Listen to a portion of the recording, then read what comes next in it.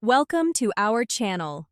Today, we'll guide you through the process of ordering a new debit card from Wells Fargo. If you've lost your card or it's been stolen, don't worry. Getting a new one is a straightforward process. Firstly, log into your Wells Fargo online banking account. Once you're logged in, navigate to the Account Services tab. From there, select Order Checks and Debit Cards. You'll then see the option to request a new debit card. Next, choose the account for which you need the new card. Wells Fargo offers various types of debit cards, so make sure to select the one that best suits your needs. Once you've made your selection, verify your mailing address to ensure the new card is sent to the correct location. After confirming your details, double-check the information provided to avoid any errors in the delivery process.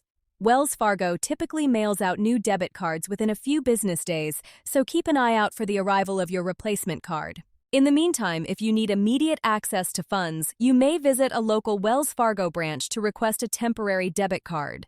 This temporary card will allow you to withdraw cash and make purchases until your new permanent card arrives in the mail. And there you have it. Ordering a new debit card from Wells Fargo is easy and convenient, ensuring you have seamless access to your funds.